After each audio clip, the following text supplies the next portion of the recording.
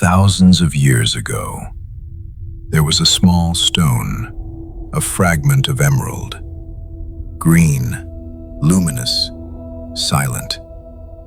Upon its surface were engraved only a few lines, not explanations, not long teachings, just a handful of words. Yet ancient philosophers agreed, these words were not ordinary. They were the origin of all wisdom, and whoever truly understood them would hold the keys to the universe. But the real mystery was never the stone itself.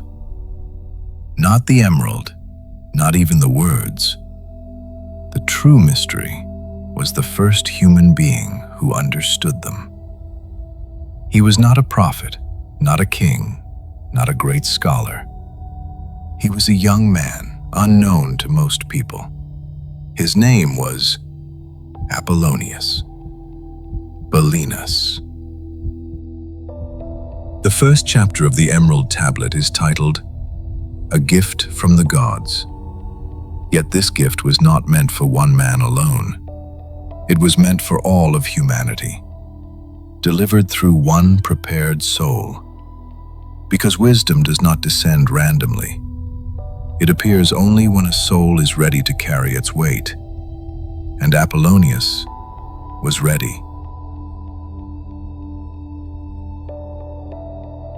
He was born in the 1st century in a small city called Tyana, a quiet place surrounded by mountains, far from empires, far from power. Yet it was the perfect place for the birth of a child who would never fully belong to the ordinary world. From the moment he became aware, he was different. Not in a gentle way, not in a charming way, but in a way that disturbed those around him. His memory was unusually sharp. He recalled details from early childhood with impossible clarity. He spoke words no one had taught him, languages he had never learned, as if his tongue remembered a life it had lived before. He sensed what others could not. Thoughts, emotions, hidden fears. Sometimes he would look at someone and fall completely silent. Not because he had nothing to say, but because he already knew what their heart was carrying. The priests grew uneasy. His family became afraid, and the people slowly began to avoid him. They saw in him something not human, not a demon, but something they could not explain. And the human mind, as always, fears what it cannot explain. Here the book reveals a profound truth.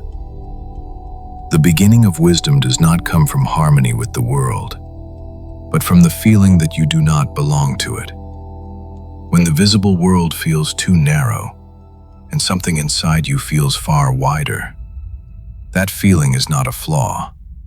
It is a sign that the soul remembers a higher origin, a deeper place, a different kind of life. Alienation in this sense is not a curse. It is a quiet invitation. From an early age, Apollonius chose solitude. He walked to the edges of the city, searching for silence, for untouched places, until one day, everything changed. One day, at the edge of the city, Apollonius came upon something that would change the direction of his life. Before him stood an ancient marble pillar, worn by time, cracked by centuries of silence. Upon it rested the statue of an old man, solemn, still, carrying a presence that felt heavier than stone. There was no common name for the statue, but beneath its feet, words were carved in ancient script. "I am Hermes, the thrice great." Above the statue's head, another inscription waited quietly. "Whoever seeks the secrets of creation must look beneath my feet." The book explains that many symbols associated with this statue were later distorted, politicized, demonized, pulled into meanings they were never meant to carry. But their origin, the author insists, is far older than any ideology. They are alchemical symbols, expressions of unity, the union of heaven and earth, light and darkness, spirit and matter. Their original meaning was pure, and it will be revealed later in this journey.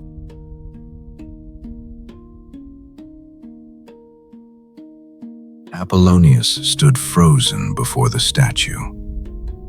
He felt that the inscriptions were not mere letters.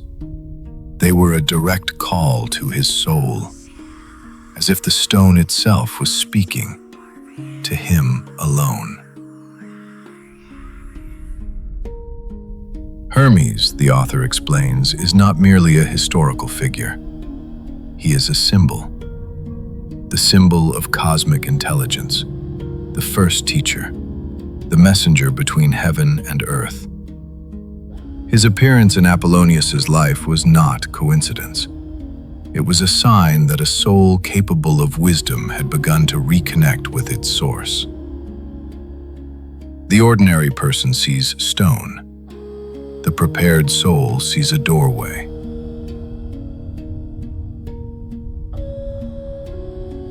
Overwhelmed, Apollonius fell to his knees. He lifted his head toward the statue and said, "Hermes, I am your student. Teach me." He did not ask for knowledge. He asked for guidance. That night, the dream came. In his sleep, Apollonius saw a luminous old man, different in appearance from the statue, yet carrying the same calm authority.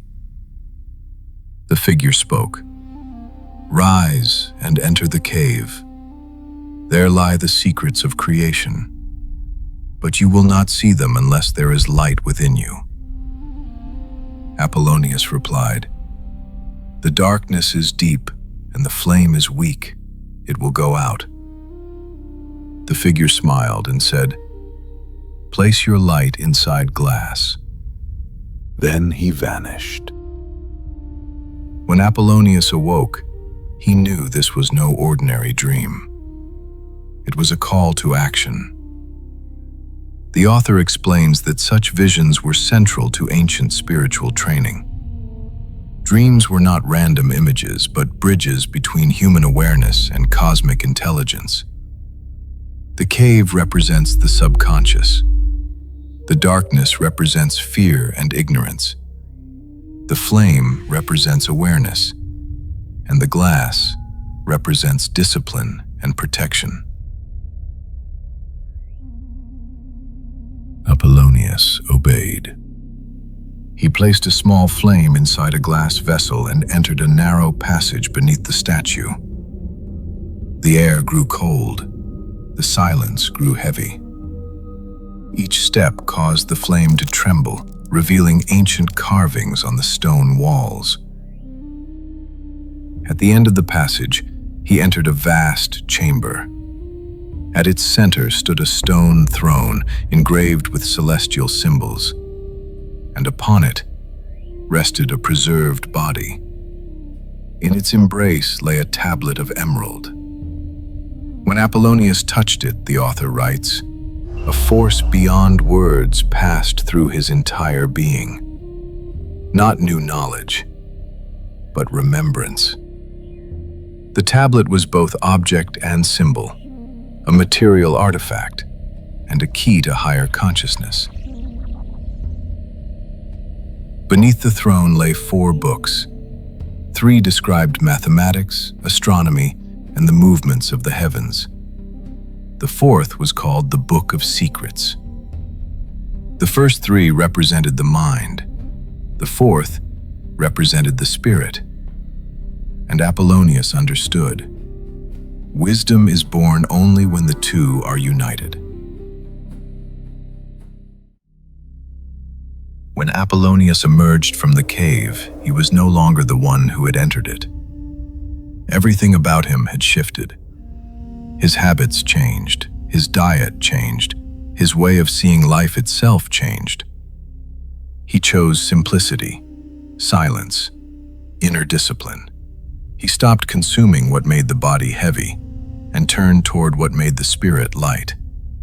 The author explains that this was not asceticism, but refinement, a way of reducing inner noise so that something deeper could be heard. Apollonius then made a decisive choice. He entered a vow of silence that lasted 5 years, not as escape from the world, but as a method of transformation. Among the alchemists, the book explains, silence was never merely the absence of speech. It was a spiritual technique, a way to retune the human being to the deeper rhythm of the universe. When the tongue becomes quiet, the heart begins to speak. When the outer noise fades, what was hidden inside slowly reveals itself. As the years passed, people began to notice something unusual around him. Those who came to him in pain found calm. Those who were broken felt whole again. Conflicted hearts left his presence lighter than they arrived. The author writes that a field of serenity seemed to move with him wherever he walked.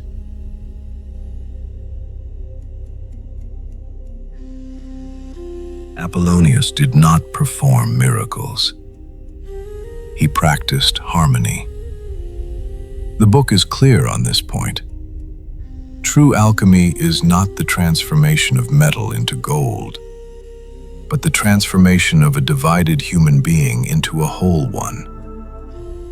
When a person becomes aligned with themselves, when they reconcile light and shadow, when they listen to their inner voice instead of drowning it out, they naturally fall into harmony with the laws of existence.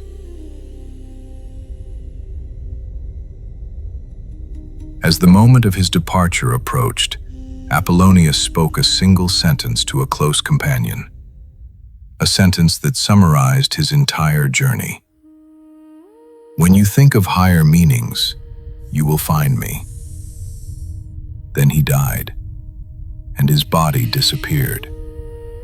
No king found his grave, no priest recovered his remains. As if alchemy had reached its final stage, the disappearance of form and the survival of meaning. The story of Apollonius is not merely a tale of a wise man from the past.